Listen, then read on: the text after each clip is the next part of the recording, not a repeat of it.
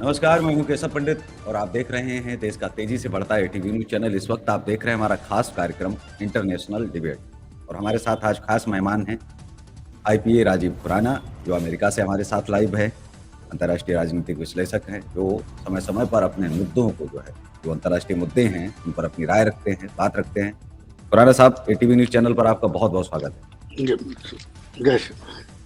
जो पिछले डिबेट में आपने जो एक डर और या हम कहें कि जो आपने भविष्यवाणी भारत के प्रति डर और अंतर्राष्ट्रीय स्तर पर अगर हम उसे कहें तो एक तरह से भविष्यवाणी जो आपने की थी, तो कहीं ना कहीं अब नजर आ रही है, लेकिन उस पर एक जो मीडिया को जो बात करनी चाहिए वो उस तरह से बात न करके जो इस समय अमेरिका चाह रहा है, तो भारत ही नहीं पूरी दुनिया की मीडिया ठीक उसी तरह से चल रही है, उसी ट्रैक पर अगर हम कहें तो उसी रास्ते पर, और वो उसको और सही साबित करने में लगे हैं।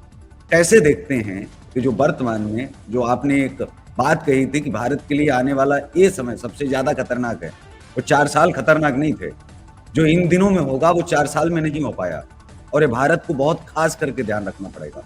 जी आपको याद होगा पिछले पॉडकास्ट या डिबेट में हमने ये डिस्कस किया था।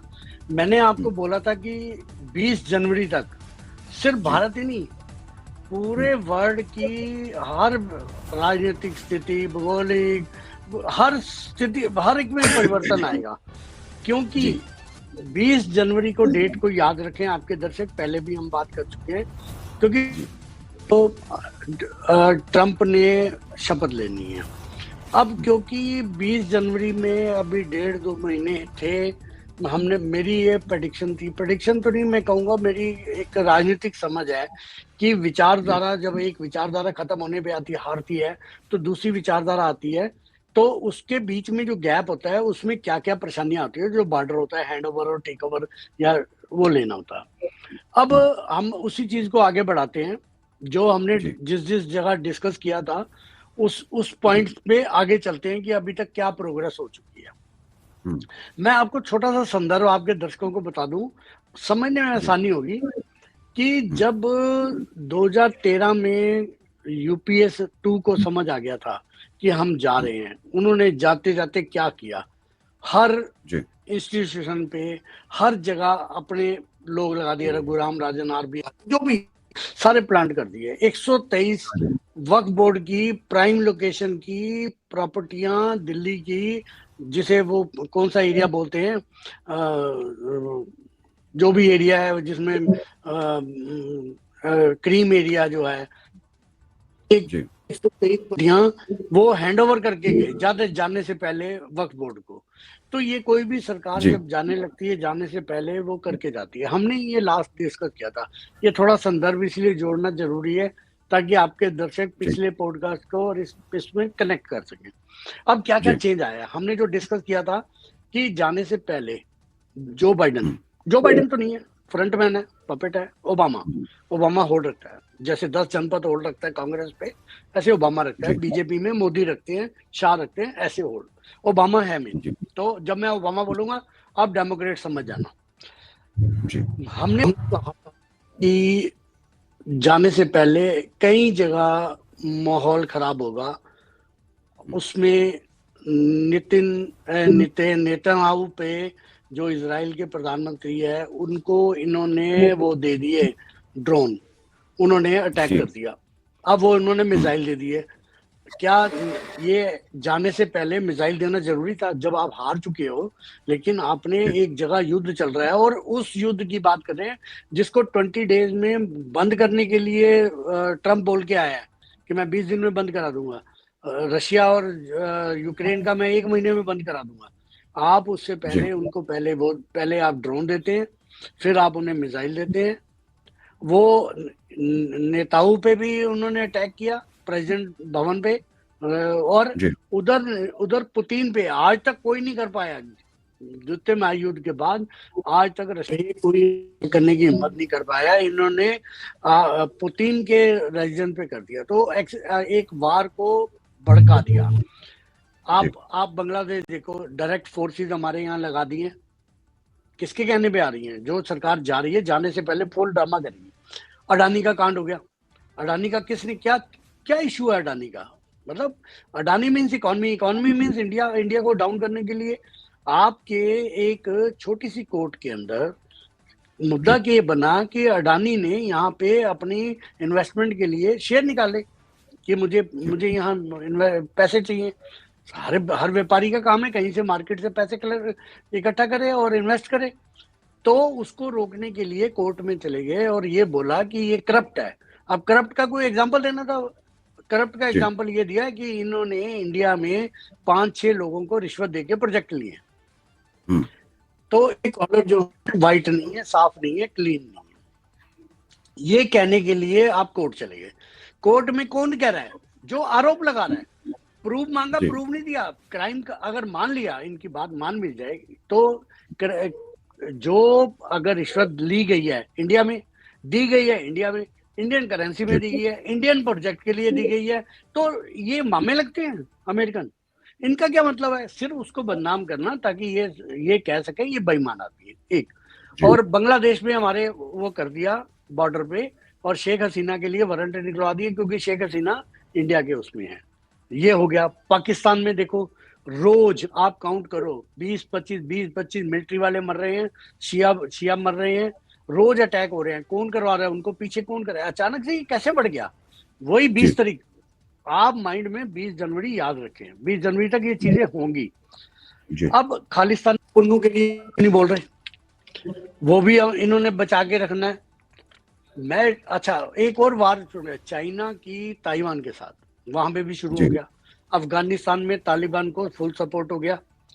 जी आप ये देखिए कौन सी ऐसा कंट्री है जहां पे 20 जनवरी से पहले नहीं हो रहा। अब हम इसको बड़े परिप्रेक्ष्य में देखते हैं। इंडिया की समस्या खड़ी करनी है ट्रंप के लिए, उसके लिए कांटे बिछाने, पर वो कांटे औरों को भी तो लग रहे हैं।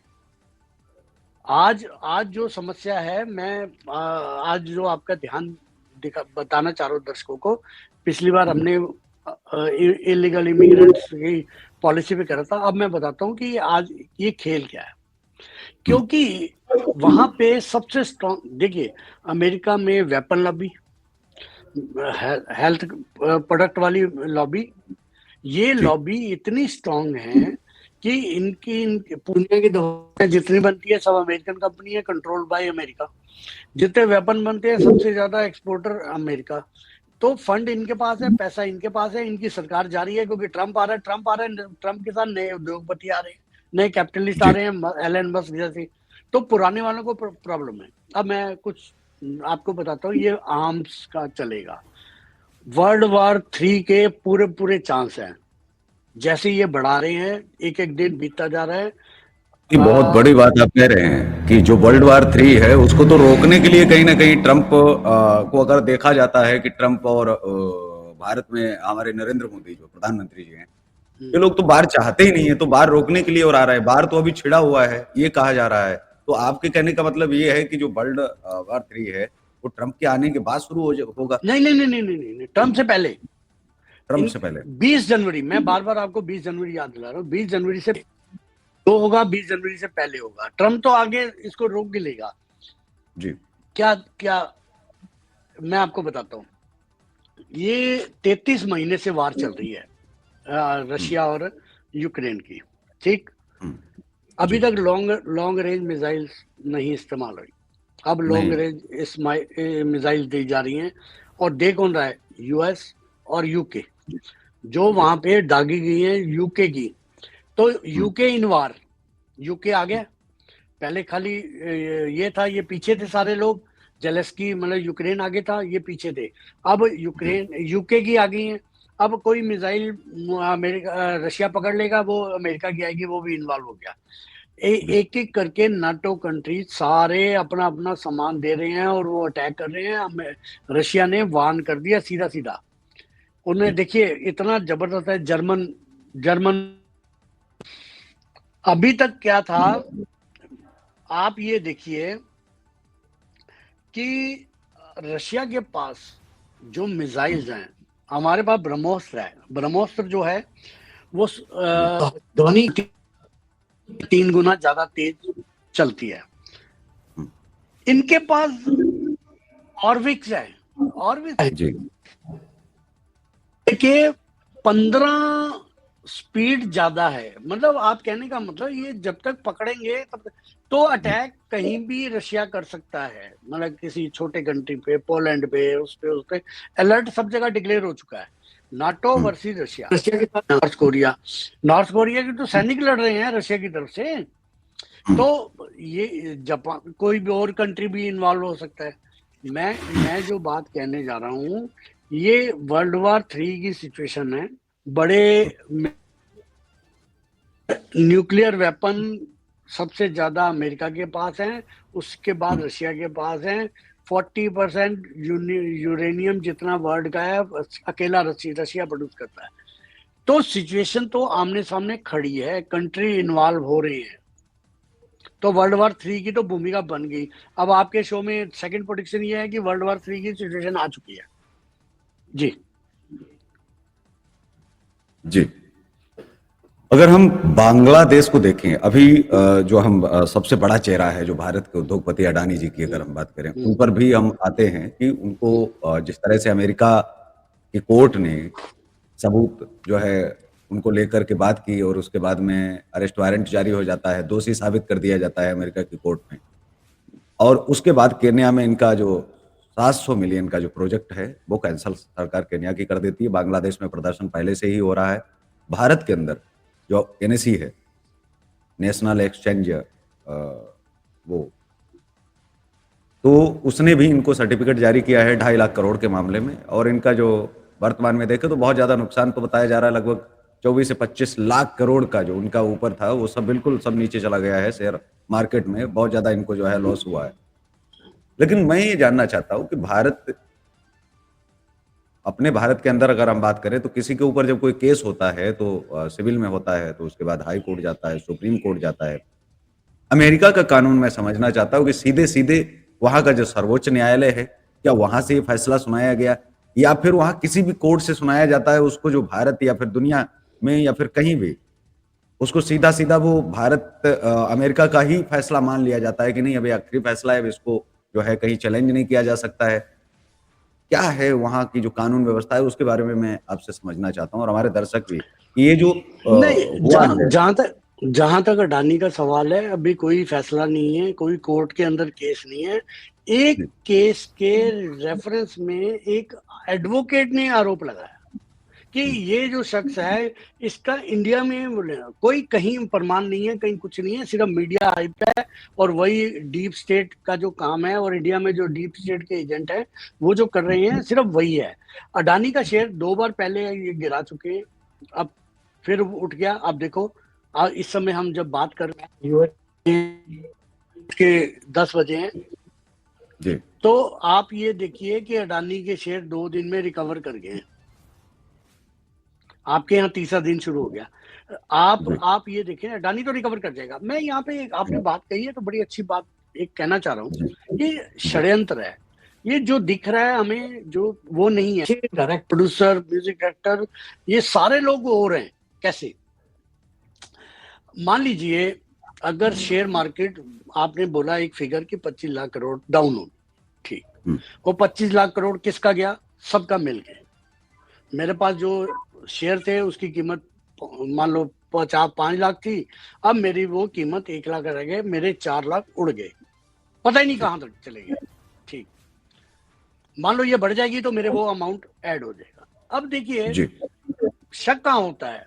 मैं जो डीप स्टेट की बार बार बात करता हूँ, एक जी, कंपनी है ब्लैक रॉक। ये ब्लैक रॉक कंपनी अमेरिका की बहुत बड़ी इन्वेस्टमेंट की कंपनी है, बहुत बड़ी, इंडिया में इन्वेस्ट करने जा रही है। वो 11 ट्रिलियन डॉलर की कंपनी है, 11 ट्रिलियन डॉलर की। 3 ट्रिलियन डॉलर वो इंडिया में इन्वेस्ट करने जा रहे हैं। आप ये देखिए कि वो, अगर वो गिरी हुई, इस समय फायदा किसको है? ऐसी कंपनियों को जो इस समय परचेजिंग अगर डाउन है। अगर 1 लाख के शेयर मेरे कोई खरीद ले, अभी मैं डर के बेच देता हूं, और जी, 3-4 दिन बाद आपको हो जाएगा, तो फायदा किसका है?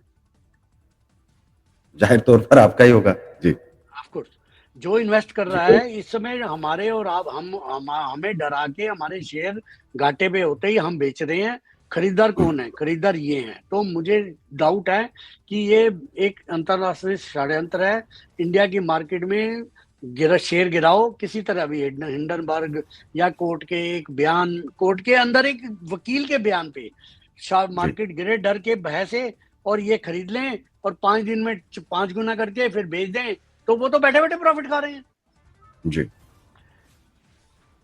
है कि आप समझे, यही काम पिछली बार भी हुआ है। परचेजर, आप परचेजर ढूंढ लीजिए, आपको पीछे के डायरेक्टर प्रोड्यूसर सब मिल जाएंगे कि इस समय इन्वेस्ट कौन करेगा। अडानी के शेयर अब कौन इन्वेस्ट करेगा, वही है कल्प्रेट।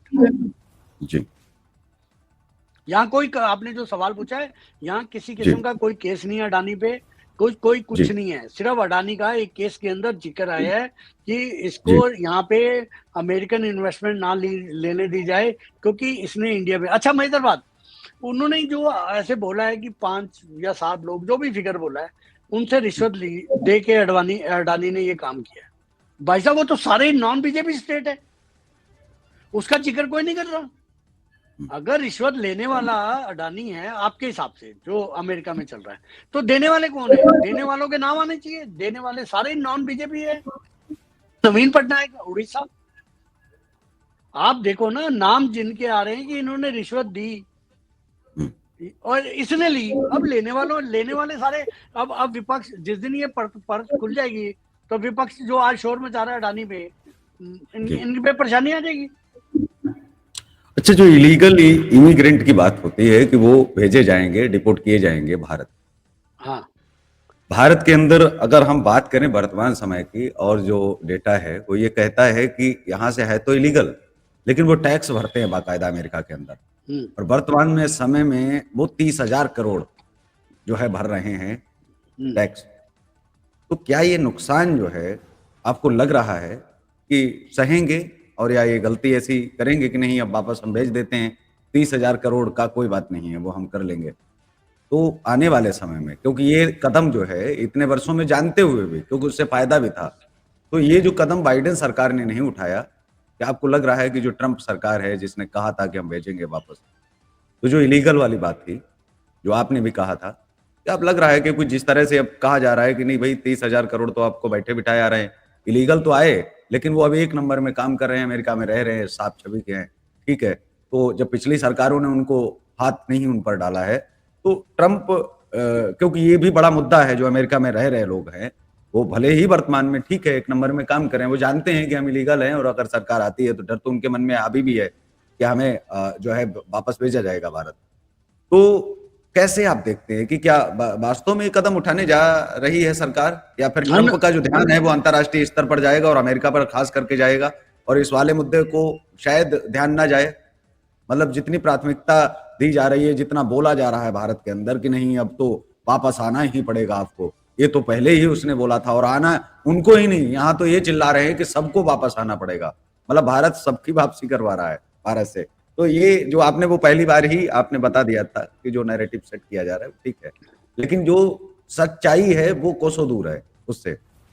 तो जो ये सच्चाई है इस पर मेरा ये सवाल है, क्योंकि बहुत सारे दर्शक जो आपको जो अमेरिका में सुनते हैं, कनाडा में सुनते हैं, या बाहर जो सुनते हैं, तो अब जो भारत के अंदर लोग हैं उनके मन में भी डर होगा कि भाई हमारा परिवार तो अमेरिका में है तो इलीगल, तो क्या आप वापसी जो है हो पाएगी? इस पर मैं एक प्रतिक्रिया आपकी जानना चाहता हूँ जी। मेरी प्रतिक्रिया बड़ी सिंपल है। रोहिंग्यास यहाँ पे आके कमा रहे हैं एक रेडी लगा के, वो एक ही इस इकोनॉमी का एक पार्ट बन रहे हैं, वो यहाँ परचेज भी कर रहे हैं, तो क्या हम रोहिंग्यास को अलाउड कर दें? अमेरिकन इस बारे में बहुत क्लियर हैं। आप इस गलतफहमी में मत रहिए, कोई प्रेशर ना उठाए। ये इलीगल इमिग्रेंट्स को निकालेगा ही निकालेगा, उसमें चाहे कोई हो। मैं आपको जो बात कर रहा हूँ, आपने बोला, जो एग्जांपल दिया अमाउंट का कि इतना अमाउंट टैक्स आ रहा है, ये इंडियन पॉलिटिशियन नहीं है। वो 30,000 करोड़ जो भी इनको आ रहा है, पहली बात तो इलीगल से इनको 1 रुपया नहीं चाहिए। अगर वो 30,000 करोड़ ये इलीगल को हटा दें, जो लीगल काम करेंगे उनके पास नहीं आएगा, वो भी तो रिटर्न, वो भी तो टैक्स भरेंगे, बल्कि बेरोजगारी कम होगी। जो अमेरिकन को प्राउड देना है, ट्रंप का जो मेन स्लोगन था इस बार, वो तो इनको निकाल के अमेरिकन को जॉब ऑफर करके ही होगा।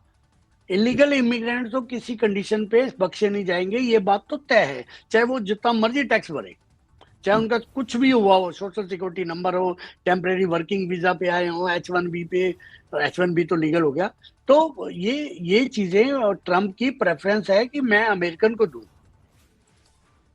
तो इस बारे में बिल्कुल क्लियर है कि ये अपने पैसे इकोनॉमी, देखिए मैं आपको एक चीज बताता हूँ, फर्क क्या है। अमेरिका के अंदर हर आदमी देशभक्त है, चाहे 1% है। मैं आप एग्जांपल दे रहा हूँ, जब आप इमिग्रेशन के लिए जाते हैं, वीजा लेने जाते हैं, उनके पैरामीटर क्या होते हैं? आपको देखते हैं ऊपर से नीचे तक, आपकी पूरी इनकम टैक्स की वो देखते हैं, कई सालों के रिटर्न, बैंक के वो देखते हैं, आपकी प्रॉपर्टियां देखते हैं, कहीं आप आगे मेरे कंट्री पे बोझ तो नहीं बन जाओगे, आप आगे मेरी कंट्री में छुप तो नहीं जाओगे, इलीगल काम तो नहीं करोगे। अगर उन्हें जब ये लग जाए कि पंडित जी के हमारे ये जो आ रहे हैं केशव जी, डॉक्टर साहब, ये अपने साथ आएंगे टूरिस्ट वीजा पे, ये कुछ खर्च करेंगे, मेरी कंट्री को कुछ बेनिफिट दे के जाएंगे, हवाई जहाज वाले कमाएंगे, वो नीचे जब उतरेंगे होटल वाले कमाएंगे, तो कोई ट्रांसपोर्ट यूज करेंगे उसमें कमाएंगे, मेरी कंट्री बेनिफिट देंगे।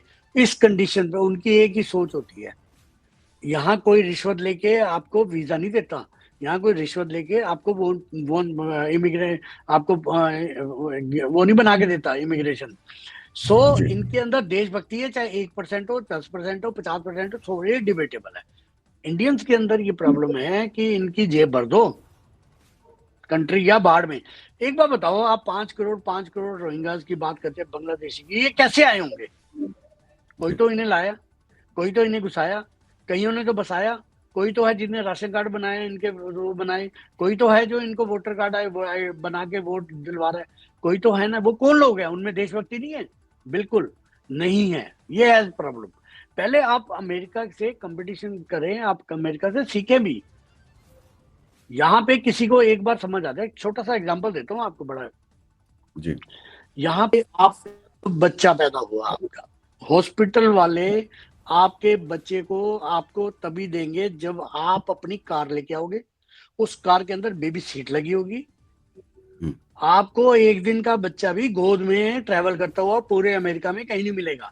आप उसके लिए कार सीट है, कार सीट के लिए कुछ कायदे कानून है, कुछ बेल्ट है, इसके बांध के रखना है। और क्यों? और पिछली सीट पे रखना है, अगली सीट पे भी नहीं आप रख सकते कार सीट। आप चाहे अकेले ड्राइव करें, आपका बेबी पीछे बैठ। तो ये जो स्टिक उनके कानून है बच्चे के लिए, इतने हार्ड है वो लोग। अगर आपने गलती से, बच्चा रो रहा है, आपने गोदी में उठा लिया और आस पास जाते हुए किसी एक ने देख लिया, वो जो पिक्चर है ना Mrs Chatterjee, Norway versus Mrs Chatterjee, वो आपका हम्म, बच्चा ले जाएंगे कि आप इस काबिल नहीं हो कि आप बच्चे को पाल सको। यहाँ अपने कंट्री का इतना सोचें, कंट्री के पीपल का लोग इतना सोचें कि कंप्लेंट कर देते हैं कि ये बच्चा ऐसे लेके चले। यहाँ तो इंडिया में तो टू व्हीलर पे पीछे बच्चा चल रहे हैं, अच्छा कार में लेके चल रहे हैं तो खुले में गोदी में बैठ के चल रहे हैं। मैं इनकी ये बता रहा हूँ, इनके अंदर नेशनलिज्म है भाई साहब। जो मैं बात कर रहा हूँ इससे कम्पीट नहीं किया जा सकता। हम जी अपने अंदर झांके, जी हम कहते हैं हमें क्या, साथ वाली कार में जी। बच्चा ऐसे बैठा हुआ है, हम कहते हैं यार अगर चोट लग गई तो हमारा क्या अब जान यहाँ है। पर एक सवाल साथ में ही मैं जोड़ रहा हूँ, भारत के राष्ट्रवाद में क्या कमी है? कि आखिर राष्ट्रवाद जो है वो 200 साल, 300 साल, 600 साल, 800 साल, 1000, 1500 साल से चिल्लाया जा रहा है। हम्म, लगातार जो है 1500 सालों से राष्ट्रवाद चिल्लाया जा रहा है। यहाँ वो उनकी संख्या एक भी नहीं थी, वो आए और उन्होंने पाकिस्तान बना लिया, अफगानिस्तान बना लिया, बर्मा बना लिया, म्यांमार बना लिया। जो बाकी के और कंट्री हम देखें तो उन्हें भी जो है अलग किया। नेपाल भी पहले इसी में शामिल जो है बताया जाता था कि एक अखंड हिंदुस्तान का हिस्सा हुआ करता था। हम्म। तो ये जो आप देख रहे हैं, और आज भी लगातार वो अपने आप को वही बताते हैं, वो अपने आप को इनोसेंट ही बताते हैं कि नहीं भाई, आप जो इल्जाम लगा रहे हैं वो तो गलत है। हम भी तो राष्ट्रवाद की परिभाषा में आते हैं, उसमें से दो चार खड़े हो जाते हैं, तो उनका वो नाम लेकर के, जैसे एपीजे अब्दुल कलाम के रास्ते पर तो नहीं चल रहा है, लेकिन कहते हैं कि अगर सारे मुस्लिम अगर भारत छोड़ करके अमेरिका पाकिस्तान चले गए होते तो एपीजे अब्दुल कलाम कहाँ पैदा होते। तो ये जो इस तरह के जो बयान जो दिए जाते हैं और इस तरह की जो विचारधारा, वो केवल उसी समय याद आती है जब कोई ये कहता है कि भाई पाकिस्तान जिंदाबाद बोलना है तो आप पाकिस्तान चले जाइए। राष्ट्रवाद में, भारत के राष्ट्रवाद में क्या कमी है और किस तरह से सुधार करना चाहिए? क्योंकि आपने एक लंबा समय खर्च किया है, पूरी दुनिया में बहुत सारे देशों में गए हैं, लोगों के केवल विचारों को ही नहीं समझा, लोगों को भी आपने पढ़ा है, वहां की भौगोलिक स्थितियां भी देखी हैं, चीजें भी देखी हैं कि एक हम विश्व गुरु की बात तो करते हैं, लेकिन एक विश्व गुरु बनने के लिए चाहिए क्या? हमारे देश में जो एजुकेशन है उसमें कितने सुधार होने चाहिए, हमारे जो लोग हैं उनके विचारों में कितने सुधार होने चाहिए, और क्या अगर मैं सीधे सीधे कहूं कि लातों के भूत है, बातों से नहीं मानेंगे, मतलब कानून बना देना चाहिए। तो कितना सहमत है कि भारत कितना तैयार है नए भारत के लिए? नया भारत तो कहा जा रहा है, लेकिन नए भारत में कुछ बदलाव क्या हुए कि तकलीफें तो सभी को हुई।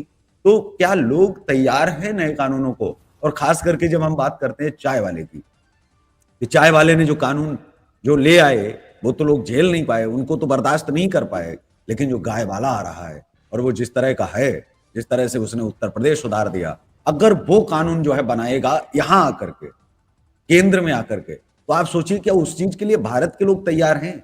मैं यहां भारत के लोग जब कह रहा हूं तो मतलब है कि हिंदू और मुस्लिम सब आ गए, क्योंकि अगर कल को कोई भी कानून बनाया जाएगा, यहाँ जो लोगों का नजरिया है, जो सोचने का तरीका है, वो थोड़ा हिंदू मुस्लिम अगर निकाल दे सब एक जैसा है कि लापरवाह लोग हैं।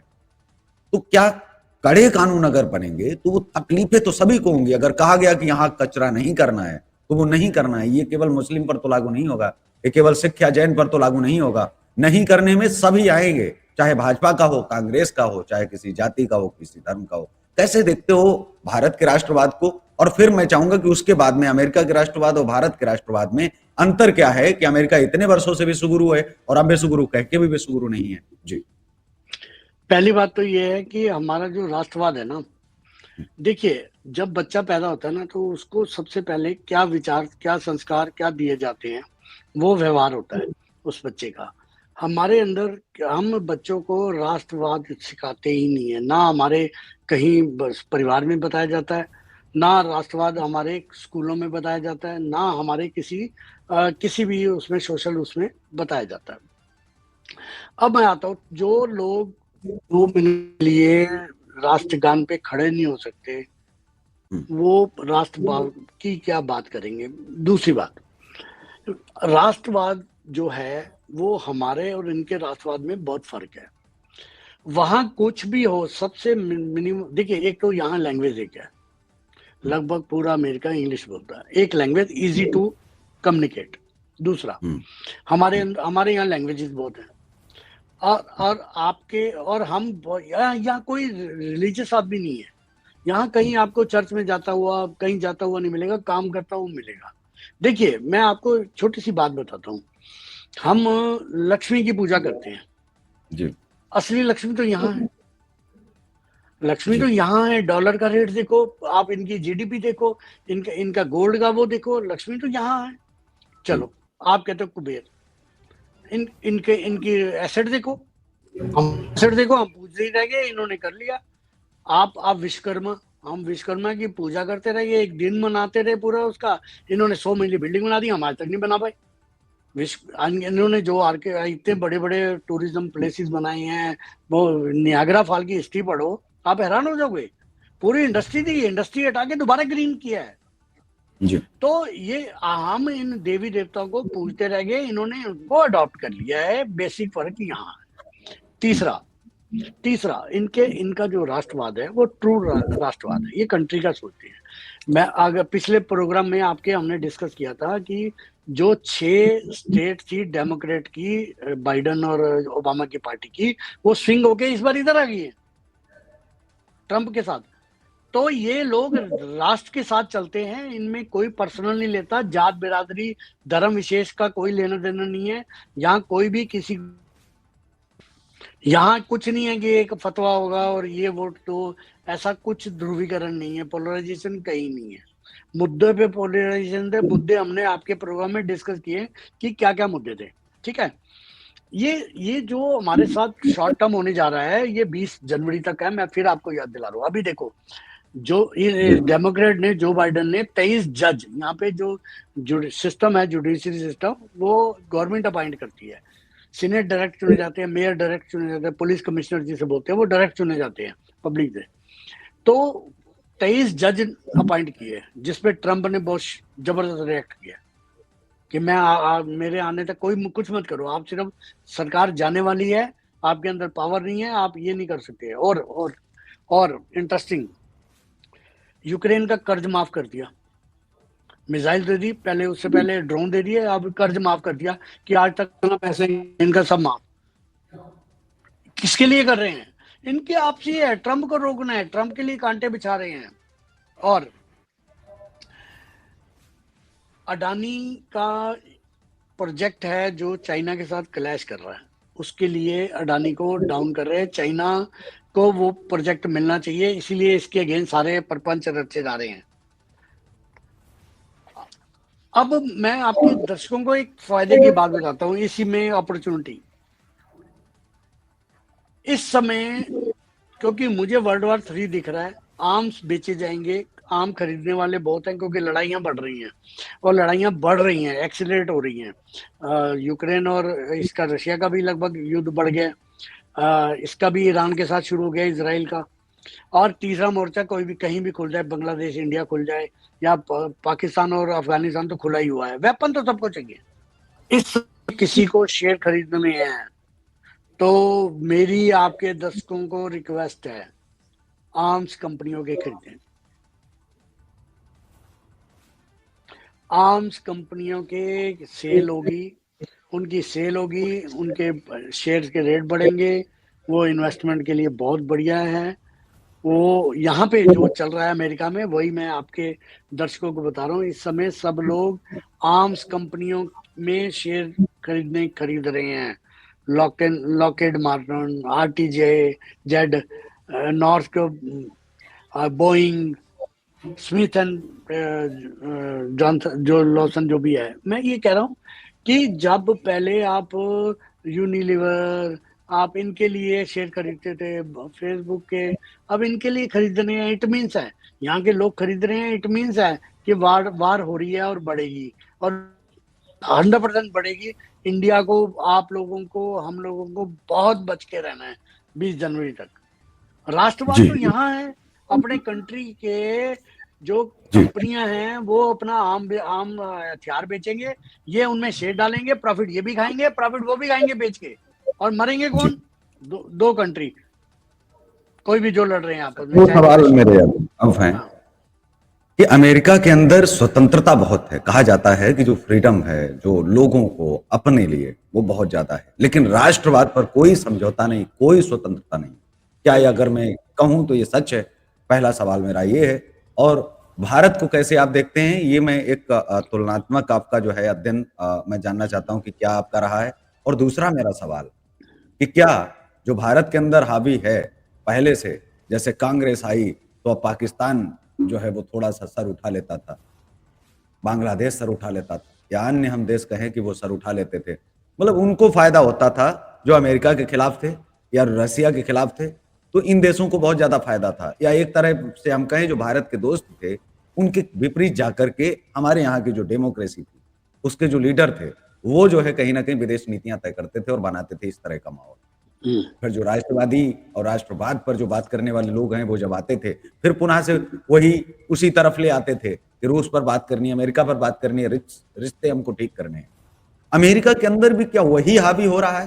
क्योंकि अभी तक के इतिहास में मैंने जहां तक अपना अध्ययन किया है, और क्या मैं ठीक हूं ये भी आपसे जानने का प्रयास करूंगा, कि एक राष्ट्रपति गया, दूसरा राष्ट्रपति आता था, विचारधाराएं थोड़ी भिन्न हो सकती थी, शायद एक देश से कम हो सकता था प्रेम, दूसरे देश से थोड़ा सा ज्यादा हो सकता था, विदेश नीतियां बदली नहीं जा सकती थी, ये जो बहुत सारी चीजें थी बदलते ही नहीं थे। कहते थे जैसे स्वतंत्रता में और राष्ट्रवाद में जमीन आसमान का अंतर है। आपको देखिए स्वतंत्रता तो मिलेगी, लेकिन आपकी अपनी निजी स्वतंत्रता, अमेरिका के अंदर की स्वतंत्रता, लेकिन जब भी अमेरिका की बात आएगी तो आपको अधिकार नहीं रहेगा, क्योंकि फिर वो राष्ट्रवाद है। अगर उसके ही खिलाफ आपने बोल लिया फिर काहे की स्वतंत्रता? तो ये जो हावी हो रहा है कि ट्रंप से राष्ट्रवाद, बाइडेन से जो है वो एक तरह से हम कहें कि वामपंथ या फिर लेफ्टिस्ट से उनका साथ दे रहे हैं, डीप स्टेट वगैरह जो आपने चीजें कही हैं, तो क्या भारत की तरह अब अमेरिका के अंदर वाकई में वैसी राजनीति अब होने लग गई है और या इस तरह का दौर आ गया है? आने वाले समय में अमेरिका फिर बहुत बड़ी चीज में, क्योंकि अब तो उनके घर में जो है गृह युद्ध जैसी स्थिति खुद ही बनती नजर आ रही है कि अब दो पक्ष जो है, पहले वो केवल अमेरिका को बढ़ाने के लिए लड़ते थे, अब जो घर में उनके जो अब स्थितियां हो रही हैं, वो अब एक तरह से टीम बना ली है कि भाई ट्रंप आएगा तो इस टीम को सपोर्ट करेगा, बाइडेन आएगा तो इस टीम को सपोर्ट करेगा। तो इस तरह से आपको लग नहीं रहा है कि दो फाड़ होते जा रहे हैं, और जिस तरह बाइडेन का इशारा है, जिस तरह वो जा रहे हैं, वो तो पूरी दुनिया पर राज करने के लिए पहले से ही तैयार बैठे हैं। तो उनको जो इशारा है, जैसे अखंड भारत की जो हमने बात की थी, और सारे लोग जो है कहते थे कि वो एक जोड़ना और जो हमारे दिमाग में है, तो बाइडेन जो असल में अमेरिका को जरा राष्ट्रवाद का रास्ता अपना दिखा रहे हैं, और उस राष्ट्रवाद के नाम पर जो दुनिया को मदद भेज रहे हैं कि हम, हमारे अंदर मानवता है, इंसानियत है, इन सब चीजों के आधार पर हमें पूरी दुनिया को देखना है, अमेरिका को दादा बन के चलना है, हम बराबर रहें।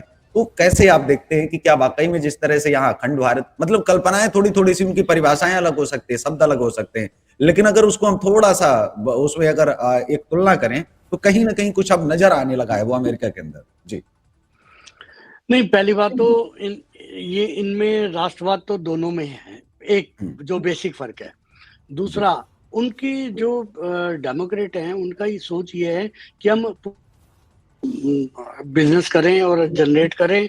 अगर कहीं लड़ाई हो रही है तो उसमें वेपन बेचें, नहीं हो रही तो लड़ाई करवा के वेपन बेचें, हमें अपना फायदा होना, ये हमारे कंट्री की प्रोस्पेरिटी बढ़नी चाहिए, हम नंबर 1 रहना चाहिए। ट्रम्प चाहता यही है, मोटो यही है, पर ट्रम्प ये चाहता है कि जो मैं कर रहा हूँ वो प्रोड्यूस करूँ, अपने कंट्री में करूँ, अपने कंट्री के लोगों के लिए करूँ, और उसमें भी राष्ट्रवाद है। दोनों में दादा बनने की तमन्ना दोनों की है, दोनों दादा बने रहना चाहते हैं, इसमें कोई दो राय नहीं है। जी ये जो आर्म्स लॉबी का मैं बार बार जिक्र कर रहा हूँ, आर्म्स लॉबी, मेडिकल लॉबी, ये जो है इनकी बहुत बड़ी आईटी, तीसरी जो बन गई है वो आईटी। तो इन लोगों के पास बहुत ज्यादा पूरे वर्ल्ड में राइट्स हैं। आप कोई कंपनी बनाइए, आप ओला बनाइए, ये खरीद लेंगे। इनकी उबर आई, आपने ओला बनाई, इन्होंने खरीद ली। आपने इनका बनाएंगे, वो ये खरीदेंगे। मालिक खुद बनेंगे, नौकर सब बने। यहाँ पे अमेरिका की दोनों की सोच, चाहे बाइडन हो चाहे इनका, ये ओनर बने रहना चाहते हैं जी किसी भी चीज के। आपने कोई नया चैनल बनाया, बहुत बड़ा हो गया, अल्टीमेटली इंडिया में 2-4 लोग खरीदेंगे, अल्टीमेटली बायर कौन होगा? अमेरिकन। हॉटमेल किसने खरीदी? अमेरिकन ने। ये चाहते हैं इंडियंस जो हैं, ये बहुत अच्छी लेबर है, ये यहाँ काम करें। आपने जो दूसरा सवाल पूछा वो ये था, मैं उसमें एक थोड़ा संदर्भ लेना चाह रहा था। इन लोगों की आपसी लड़ाई, आपने बड़ा बड़ा अच्छा सवाल पूछा है, इसका जवाब बड़ा सटीक होना चाहिए। दोनों बातें हैं कि इन लोगों की लड़ाई हो गहरे निचले स्तर पे आ गई है, जैसे हमारे यहाँ है थोड़ा, कि हमें दिखना शुरू हो गया, ओहो ये ऐसे कर रहे हैं, कांटे पर खा रहे हैं।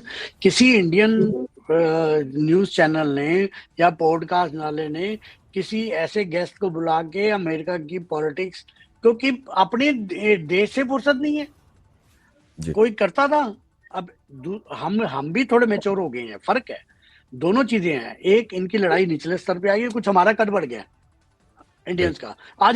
आज हम डिस्कस कर रहे हैं अमेरिका की पॉलिसी, अमेरिका की पार्टी, अमेरिका क्या कर रही है, डेमोक्रेट क्या कर रहे हैं, ट्रम्प आ गया तो क्या होगा, उसको एनालाइज कर रहे हैं। कहीं युद्ध हो रहा है तो इनका क्या रोल है, इन्होंने क्या वेपन बेचे हैं।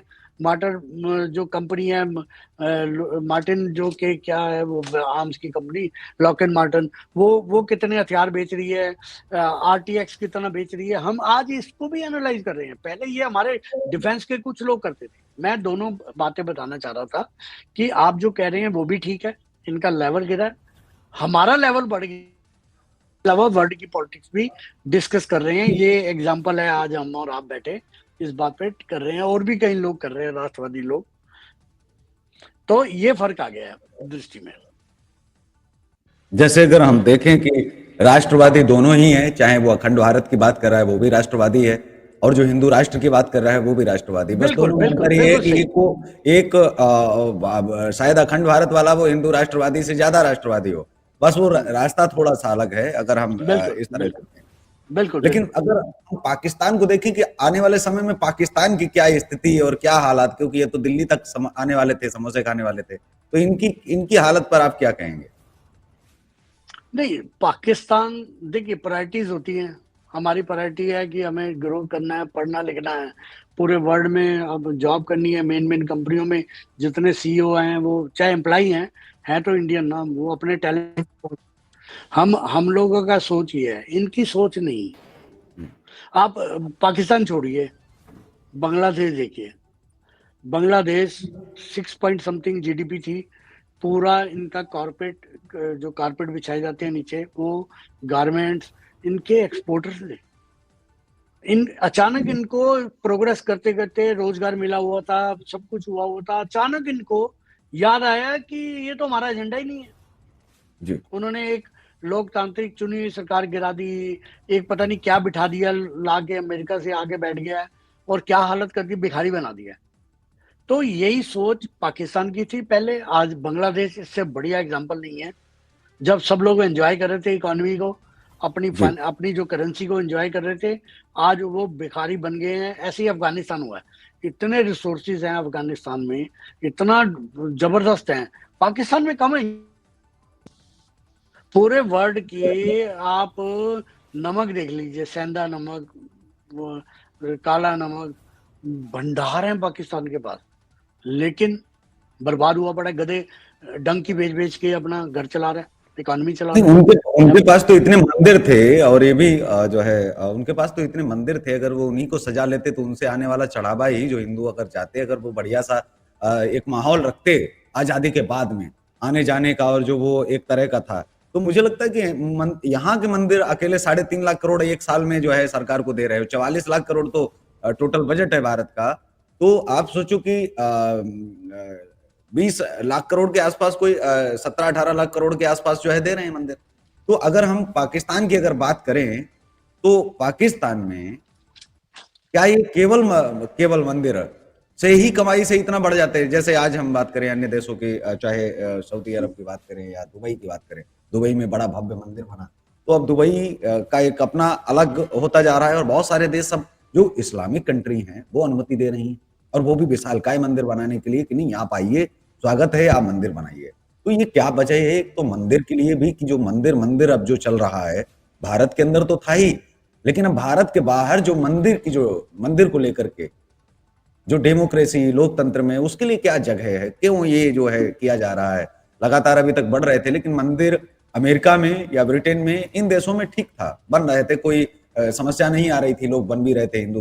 लेकिन जो कट्टर इस्लामिक देश हैं, उनसे जो अपेक्षा की ही नहीं जा सकती, तो वहां तो रहना ही मुश्किल है। ऐसे देशों में अब मंदिरों का निर्माण हो रहा है, खुद वहां लोग जा रहे हैं। जो राजा थे अब वो कट्टर नहीं रहे, या फिर इनकी विचारधारा रातों रात कैसे बदल गई? अभी तक न बदलने वाली विचारधारा। जी नहीं, ऐसा नहीं है। देखिए, हम्म, जैसे जैसे नीचे से तेल, नीचे इनको हम्म, पता है कि 20-25 साल बाद तेल खत्म हो जाएगा, तो इकोनॉमी क्या रहेगी, इसलिए पहले ही टूरिज्म पे आ गए, लिबरल हो गए। लिबरल दिख रहे हैं, हो गए हैं नहीं हुआ पता नहीं, लिबरल दिख रहे हैं। दुबई बुर्ज खलीफा बना दिया, आप आओ पैसे दो, ऊपर चढ़ो, नीचे उतरो लिफ्ट से, पैसे दो, आप आओगे पैसे दो, इनकी एयरलाइंस पैसे दो। ये इन्होंने, जो तेल खत्म हो रहा है इनकी जमीन के नीचे से, जो अगले 20 साल में बहुत हो जाएगा वो, और लोग उस पे व्हीकल पे आई जा रहे हैं, इलेक्ट्रिक जी व्हीकल पे। तो इलेक्ट्रिक। इनको समझ आ गया है कि हम 10 साल से ज्यादा पेट्रोल और डीजल पे, पेट्रोल प्रोडक्ट्स पे नहीं रह सकते, इसीलिए लिबरल होने की आपको इमेज दे रहे हैं। उसी इमेज में फायदा दे रहे हैं टेम्पल दूसरे को देने का। मैं आपको टेम्पल की इकोनॉमी बताता हूँ, एक जबरदस्त। पहले जमाने में जितने भी क्योंकि पहले साधन नहीं, बैठ के बैलगाड़ियों में और इनमें अपना सामान लेके जाते थे, बेचते थे। ये जो मेला सिस्टम है, ये जो कुंभ लगता है, ये जो सारी चीजें लगती हैं, आपने गौर किया ये सारा किसी पवित्र स्थल के पास होता है, चाहे वो हरिद्वार है, चाहे ये मंदिरों की जगह थी, वहां मंदिरों में लोग आते थे, ये व्यापारी भी वहां आते थे, ये एक बिजनेस स्पॉट होते थे, वहां जी पे बिजनेस होता था। तो मंदिरों में पैसे का लेन देन, मंदिरों की आड़ में, क्योंकि इकट्ठा होने की जगह थी, आप जी दर्शन भी करो, घूमो फिरो भी, परचेजिंग भी करो। आप देखा होगा पुरानी पिक्चरों में, मेलों में जाके वो वर्दी खरीद रहे हैं, खिलौने खरीद रहे हैं, कपड़े खरीद रहे हैं, क्योंकि छोटे गांव पब्लिकली में। पब्लिकली सिक्योर भी है, मतलब सिक्योर भी है, सिक्योरिटी भी है, दिन में लोग घूम रहे हैं और चीजें हो रही हैं, तो वो एक तरह से सुरक्षित भी है। हाँ, वो वही, अगर मंदिर बनेगा तो कौन कौन आएगा वहां? जो है वो आएंगे। अब दुबई की बात कर रहे हैं हम, जो यूएई की, लिबरल जो दिख रहा है कि नहीं है, मैं अभी भी इस पे कन्विंस नहीं हूँ, लेकिन जो आएगा वो उनके जहाज पे आएगा, अमीरात पे आएगा, उस पे आएगा, यहाँ होटल में रुकेगा, मंदिर में दर्शन करेगा, कुछ खरीदेगा, कुछ वो करेगा। तो इकोनॉमी का पार्ट लेके उन्होंने मंदिर बनाया है, इसमें कोई रिलीजियस पॉइंट मेरे को नहीं नजर आता। जी पाकिस्तान ने ये डिस्ट्रॉय कर लिया, करतारपुर खोल के उनके समझ आ गया। आज करतारपुर देखो, ननकाना साहब जहाँ गुरु नानक देव पैदा हुए, इससे बड़ा किसी के लिए भी, पंजाबियों के लिए तीर्थ स्थल क्या हो सकता है, पंजाबी क्या, हिंदुओं के लिए। तो बिल्कुल। एक छोटा सा करतारपुर साहब उन्होंने खोल दिया, जिससे उनको इतनी इनकम हो रही है कि सिर्फ यहाँ से जाते हैं सुबह, वहां जाते हैं, खाते पीते हैं, चढ़ावा चढ़ाते हैं और वापस आ जाते हैं। उनको कितना फायदा हो रहा है। अगर ये सारे मंदिर खोल लेते हैं इंगराज का, ये जितने मंदिर अगर इन पे तोड़ा हिंदू जाते, जो आपने सवाल उठाए, देखिए इसको खाली धार्मिक दृष्टिकोण नहीं लेना चाहिए था, इसको आप इकोनॉमी का सूत्र मानना चाहिए था। अगर पाकिस्तान ये मान जाता, समझ जाता, तो ये गलती कभी ना करता, करनी भी नहीं चाहिए थी उसे। जी। अच्छा, लड़ाई भी अगर हम देखें इनके आसपास, अगर हम पुराने मुद्दों पर बातचीत करें, अमेरिकन आए, हम अमेरिकन से नफरत नहीं कर पाते, सॉरी, जो अंग्रेज आते हैं, जो ब्रिटेन से लोग आते हैं, हम उनसे नफरत नहीं कर पाते। जबकि 350 साल ताजा ताजा घाव दे करके गए हैं, रह करके गए हैं, और हमारे लोग मार के गए हैं, उसकी एक हिस्ट्री है, वीडियो है, फुटेज है, दस्तावेज है, सब कुछ उपलब्ध है, मौजूद है। मुगलों का कुछ ऐसा खास मौजूद नहीं है कि किसको मारा, किसको मिटाया, किसी के परिवार वाले भी शायद अभी नहीं होंगे कि जो ये कहे कि नहीं औरंगजेब ने खास करके मेरे परिवार को मारा, इस तरह से मेरे दादाजी को मारा था, ये मेरे दादाजी का नाम है, और मेरे दादाजी को जो है इस कारण लटकाया था, कोई भारत के अंदर कहने वाला नहीं है। न कोई इस तरह का कोई पुस्तक जो है आई कभी, और न ये कहा गया। जैसे भगत सिंह का परिवार मौजूद है जो ये कह सकता है कि अंग्रेजों ने फांसी दी, चंद्रशेखर आजाद का परिवार मौजूद है, नेताजी बोस का परिवार मौजूद है, रानी झांसी रानी लक्ष्मीबाई का परिवार मौजूद है। इस तरह से अगर हम भारत के अंदर देखें तो बहुत सारे परिवार हैं जो मौजूद हैं। कह सकते हैं कि भाई हमने पीड़ा और दर्द सहा है, हमारे परिवारों ने, उनको तकलीफ मिली है। लेकिन जो मुगल थे, 800 साल उन्होंने शासन किया, 800 साल शासन करने के बावजूद अंग्रेज आए, तो हमको तो अंग्रेजों को ध्यान रखना चाहिए था, क्योंकि हमारे ऊपर जिसने ताजा घाव किया।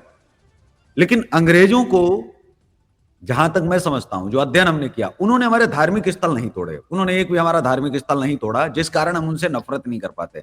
उन्होंने हमारे झंडे नहीं फाड़े, जिससे हम नफरत नहीं कर पाते हैं। उन्होंने हमारे जनेऊ भी नहीं उतारे, जिससे हम नफरत नहीं कर पाते हैं। उन्होंने हमारे साथ में ऐसा कोई काम नहीं किया जो एक नफरत की बजाय, वो हालांकि घाव दिए हैं, वो ठीक है, एक शासन की जो व्यवस्था, लोग कहते हैं जब यहाँ वैसे ये बोलते हैं कि भारत के अंदर औरंगजेब का जो लोग थे वो सब शासन करने की नीयत से आए थे, शासन करने में और एक तरह से कट्टरवाद में, धार्मिक कट्टरवाद हो जाना। जैसे पाकिस्तान अलग तो हुआ, लेकिन वहां के सारे मंदिर समाप्त कर दिए, सारे हिंदू जो रहे बचे थे वो समाप्त कर दिए लियाकत पैक्ट के बावजूद भी। तो ये शासन में और चीजों में क्या अंतर है? क्योंकि अंग्रेज भी कम तो क्रूर नहीं थे, क्रूर बहुत थे, लेकिन अंग्रेजों से हम नफरत क्यों नहीं कर पाते? पूरी दुनिया में अंग्रेज जाते हैं, कोई एक नफरत का एक भी कहीं से बयान नहीं आता। और केवल भारत ही नहीं, भारत ही क्यों, भारत ही नहीं और भारत ही क्यों, पूरी दुनिया में अंग्रेजों ने राज किया, पूरी दुनिया में जाते। और यही अमेरिका में, अमेरिका पर भी तो अंग्रेजों ने जो है शासन किया, लेकिन उनसे नफरत की कोई वजह क्यों नहीं मिलती? शासन की क्रूरताएं, मतलब अगर इतिहास पढ़ो तो रूह कांप जाए। इतनी जो है बड़े बड़े जो है दर्दनाक जेलें बनाना, मारना लोगों को, पूरी दुनिया में एक तरह अलग अलग किस्म का शासन चलाया उन्होंने। और क्रूरता में मुगलों से कोई कम नहीं थे।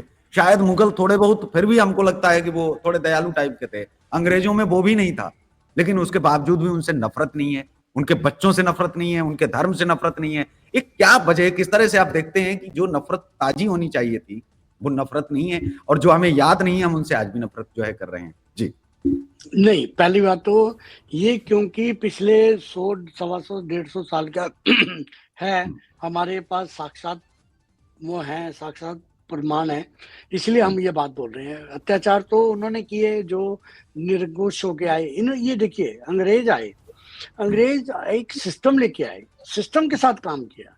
ये देखो, जातिवार आपको क्या कोई ट्रेन वापस ले गए, रेल पटरी तोड़ गए क्या? ये इवन अफगानिस्तान से भी अपने जाने से पहले कुछ सारा सामान छोड़ के गए हैं ना, शिक्षा व्यवस्था दे के गए हैं, के गए हैं कि ऐसे गवर्नर होना चाहिए, उसके नीचे होना चाहिए, ये इसको सलूट करेगा, ये इसकी बात मानेगा, ये उसको करेगा, ये वर्दी पहनी जाएगी, ये ऐसा होगा, वैसा होगा।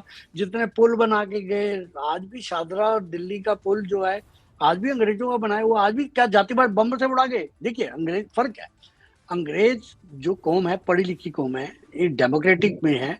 अगर ईस्ट इंडिया कंपनी आई, इन्होंने यहाँ देखा और कब्जा कर लिया और बाद में उन्होंने क्वीन को दे दिया। क्या किसी इस्लामिक जो आया, बाबर आया, वो कोई आया, उन्होंने यहाँ जीत के क्या सिस्टम किसी और को दे दिया अपने किसी सरदार को? नहीं, अंग्रेजों ने वो क्वीन को दिया, वो अपने कंट्री को दिया। कंट्री ने कुछ यहाँ रूल्स बनाए, ऐसे किसी की गर्दन नहीं काटी, एक सिस्टम बनाया। भगत सिंह को भी जो फांसी हुई उस पर केस चला। आप ये देखो, जो वो ठीक है, जलियांवाला बाग कोई चीज ऐसी है जिसके कारण उनको भागना पड़ा और जल्दी भागना पड़ा। असल में आपको क्या, हम एक कबूतर, एक मुर्गी के बदले अनाज बट्टा सट्टा करते थे? हमारा वेइंग सिस्टम नहीं था, कौन दिया? अंग्रेज दिए हमें। डॉक्टर पे जो मेडिकल का शुरुआत की वो अंग्रेजों ने की। आप हॉस्पिटल का जो कंसेप्ट था अंग्रेजों। देखिए मैं आपको बार बार, शिक्षा व्यवस्था ठीक है, आप मैकाले को गालियां दें, आप कुछ भी करें, पर उसने शिक्षा दी। क्या किसी मुगल ने कोई सिस्टम बनाया शिक्षा का? कभी सुना? क्या उन्होंने क्या कुछ ऐसा किया जिसमें एक, वो तो निरंकुश हमलावर थे, हमला किया, मारा पीटा उन्होंने, ना कोई कोर्ट, ना कोई सजा, ना कुछ। यहाँ जिसको भी हुई है तो अंग्रेजों से नफरत ना करने के कई कारण हैं। दूसरा, अंग्रेज जो हैं जल्दी भेदभाव नहीं करते। अगर इंडियंस जो लोग भाग रहे हैं कनाडा, अमेरिका, इंग्लैंड, यहाँ पे वो क्यों जा रहे हैं? क्योंकि उन्हें डिस्क्रिमिनेशन नहीं लगता। यहाँ अंग्रेज आपको देखे हेट नहीं करता, आपको ब्राउन मैन, ब्लैक मैन नहीं बोलता, वो एक्सेप्ट करता है आपको। इनके अंदर इंसानियत है। हम इंसानियत के सिर्फ जाप करते हैं, आरती भजन कीर्तन में, हम इंसानियत नहीं रखते। आज भी आप SC ST के साथ जो हम लोगों ने किया है उसकी सजा हम ही भुगत रहे हैं, हिंदू समाज भुगत रहा है। तो हम, डिस्क्रिमिनेशन तो हमारे में है। आप गोत्र से बाहर करके दिखाओ। आप अभी भी इंटर कास्ट, मैं इंटरफेथ की बात नहीं कर रहा, इंटर कास्ट करके दिखाओ, अभी सारे समाज सामने आ जाएगा। देखिए बात यह है कि अपनी जो कमियां हैं वो हमें पता होनी चाहिए। अंग्रेजों ने अपनी ब्रीड सुधारने के लिए जितने सेक्रीफाइस किए ना, मैं आपको बता नहीं सकता। इनको अपनी ब्रीड सुधारने के लिए इन्होंने अपने बच्चों का सेक्रीफाइस किया है कि ये ऐसे नहीं, हमें बच्चा ऐसा चाहिए जो 6 फीट हो, ऐसा तगड़ा हो, गोरा हो, वो हो, उसके लिए क्रॉस ब्रीडिंग तक करी है इन्होंने। पूरे सेक्रीफाइस किए इन लोगों ने अपनी ब्रीड सुधारने में। हमारे वो नाटों के नाटे, कालों के काले होते जा रहे हैं, हमें एक ब्रीड को सुधार नहीं रहे। अब थोड़ा सा इंटरकास्ट शादियां हो रही है जिससे जो नई ब्रीड आ रही है वो थोड़ी बेटर आ रही है, इसलिए हमारी जो नई ब्रीड है वो यहाँ आके खुश है, वो इंडिया में रह के खुश नहीं है। आरक्षण उसका दूसरा कारण है, वो आज का विषय नहीं है। अमेरिका पे आते हैं, आज के विषय पे। देखिए अमेरिका डायरेक्ट कब्जा कभी नहीं करेगा। अफगानिस्तान 10 साल बाद छोड़ दिया, वो कब्जा करना अमेरिका की पॉलिसी नहीं है। आपकी पॉकेट पे, आपके ब्रेन पे, आपके हार्ट पे कंट्रोल, आपके शरीर पे कंट्रोल करने का उसका कोई इरादा नहीं है। तो वो सब कुछ कर रहा है। और 20 जनवरी का जो हमने बात की थी, आज उसी को हमने एक्सटेंड किया कि ऐसे ऐसे अच्छा, सवाल और है जो हमारे दर्शकों की तरफ से भी आया था कि अमेरिका के अंदर जो ये यहाँ जो एक बनता है माहौल, जो बनाया जाता है कि ट्रंप जो है वो वाइट की बात करता है, और साथ में ही एक और मेरा प्रश्न है कि क्या अमेरिकन, जैसे पिछली बार जब ट्रंप आए थे तो उन्होंने इस्लामिक टेरर कहा था, इस्लामिक टेरर, इस्लाम, और मैं ये देखना चाहता हूं कि आपसे, मैं ये जानना चाहता हूं आपसे कि वहां के जो लोग हैं वो दाढ़ी वालों के साथ में किस तरह से देखते हैं कि कट्टरवादी हैं, इस तरह से, क्योंकि लोग तो बहुत सारे आते होंगे। क्या अमेरिकन की जो सोच है वो इंडियन के लिए और जो अन्य जो इस्लामिक कंट्री हैं उनसे आने वाले लोगों के लिए, क्या जो सोच ट्रंप की है ठीक वैसी ही अमेरिकन की है? जी, ये मैं जानने। नहीं, इतने ऐसे नहीं है। अगर ऐसा होता तो माहौल खराब होता। तो यहाँ के लोग बेसिकली ऐसी सोच नहीं रखते। एक, जब तक जी कि आप सामने से कोई ऐसी हरकत ना करे जो उनके नहीं वो लिए, ठीक है, उनके समाज के लिए उचित मैं हो। उस पर नहीं जा रहा, मैं उस पर नहीं कि वो घृणा इतनी करें कि मार काट तो कहीं नहीं हो रही, भारत में भी नहीं हो रही। मैं ये जानना चाहता हूँ, जो मैं मेरा सवाल है वो सवाल थोड़ा सा आपको सोचना पड़ेगा, समय भी कम है। सवाल ये है कि क्या वो इंडियंस के बारे में, भारतीयों के बारे में जिस तरह से हम कहें, और दूसरा जो इस्लामिक कट्टी हैं, जो जो कंट्री हैं, उनके कट्टरवाद के बारे में क्या अमेरिका के लोगों को पता है कि इस तरह से ये आने वाले समय में इस तरह से कर रहे हैं, 56 देश बना लिए, या इस तरह के, मैं वो चीज मैं पूछना चाह रहा हूं, क्या बड़ा उनको सिंपल मालूम सवाल। है जिस तरह से मुझे मालूम है, आपको मालूम है, आपको पता है कि आने वाले समय में इनके लिए केवल धर्म रहता है, ये शासन और विकास वगैरह में कोई विश्वास नहीं रखते हैं। तो क्या ये वाली चीज उनको पता है कि नहीं? मारकाट पर मैं नहीं आ रहा था ना, तो मेरा ऐसा सवाल था, सवाल मेरा असल में ये था, उनको मालूम है क्या जो इंडियन को मालूम है? मालूम है, क्लियर है, जी बहुत क्लियर है जी आपका। आपका सवाल आप 15 साल बाद पूछ रहे हो, ये 15 साल पहले जी ही इसका जवाब जी उन्होंने दे दिया, लेकिन सीधा नहीं दिया।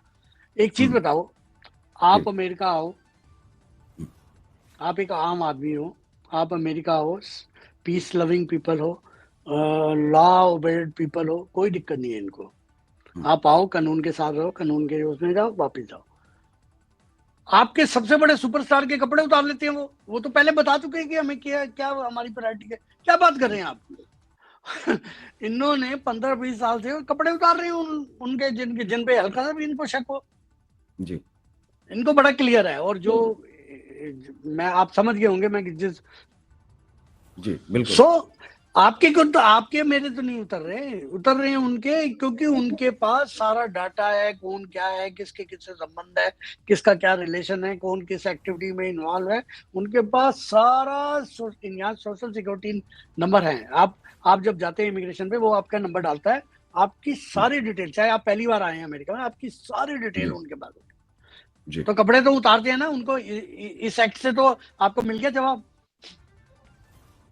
जी सुपरस्टार के बिल्कुल जो कपड़े उतार आपने रहे हैं, कहा। हाँ उनके नहीं बॉडीगार्ड अभी के, सॉरी, उनके जी बॉडीगार्डों के नहीं उतार रहे, उनके उतार के चेक कर रहे हैं, तो मीन मिल गया जवाब। एक बड़ा मैसेज कि इंडियन जानते तो हैं, लेकिन इंडियन डेमोक्रेसी में वो ऐसी भी कोई जानते व्यवस्था हैं, नहीं है और वो वो भी कर नहीं जानते सकते हैं। हैं। हाँ, और लेकिन वो जान करके वो बड़ा मैसेज देते हैं कि सुधर जाओ, जो दुनिया भर में करते हो ना वो बोल नहीं पाते हैं, कर नहीं पाते हैं। हम कर रहे हैं और हम करेंगे और करते ही रहेंगे जब तक तुम अपनी नहीं सोच नहीं सुधारोगे, तुम नहीं बदलोगे तो हम भी नहीं बदलेंगे, क्योंकि हमने ये चीज ठान ली। यही मेरा सवाल जो है था अंतिम। तो इसी नहीं के नहीं, वो साथ क्लियर है, आपने बहुत सारे। कोई जी कंफ्यूजन नहीं जी है, इन लोगों को कोई कंफ्यूजन नहीं है।